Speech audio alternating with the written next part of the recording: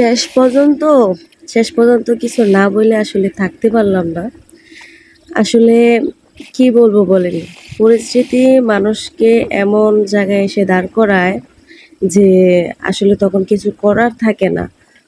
তখন হাউমাউ আর চিল্লাচিল্লি কইরা লাভ নাই।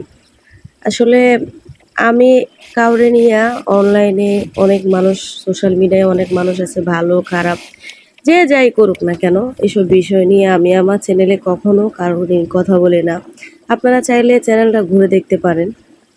এই চ্যানেলটা মূলত আমি ক্রিয়েট করছি সেলাই কাজ শেখানোর জন্য। বাট অডিয়েন্স কম, মানুষ আসে না। লাইভ করলে ৫ জন ৪ জন আসে, যুক্ত হয় না। যার কারণে এখন আমি আর করি না। বেশি একটা অ্যাক্টিভ থাকি না। তারপরেও ইদানিং অ্যাক্টিভ থাকার চেষ্টা করতেছি। যাই হোক, মূল কথা যে মামুন, লায়লার যে বিষয়টা, আমি শুরু থেকেই আমি তাদেরকে চিনি। ২০০০ মেবি ১৭ থেকে আমি মামুনকে চিনি। টিকটকে ফার্স্টে তো লাইকই করতো। তারপর স্ন্যাপটুক দেখলাম। তারপর হচ্ছে গিয়ে টিকটক। দেখবেন আমি কোনো টিকটক ভিডিও করি না। বাট আমি দেখতাম। ভালো লাগতো, দেখতাম। বাট করতে পারতাম না, ওইটার অভিজ্ঞতা আমার নাই।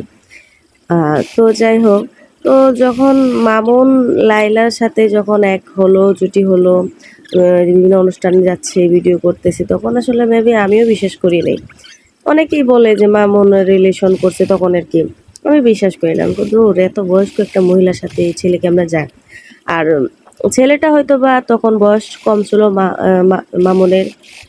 ছেলে ও মেয়ে আমরা উভয়ে যখন আমাদের একটা বয়স থাকে, ক্লাস 6 থেকে প্রায় এসএসসি পর্যন্ত আমাদের একটা আবেগঘোর আমাদের ভিতরে থাকে। অনেকে এই আবেগটা ধরে রাখতে পারে, একটা সময় বিবেকের পরিণত হয়। আবার অনেকে এই আবেগটা ধরে রাখতে পারে না। বছর ২ বছর গেলেই মন চেঞ্জ হয়ে যায়, অন্যরকম হয়ে যায়। বিষয়টা এরকমই হইছে মামুনের ক্ষেত্রে।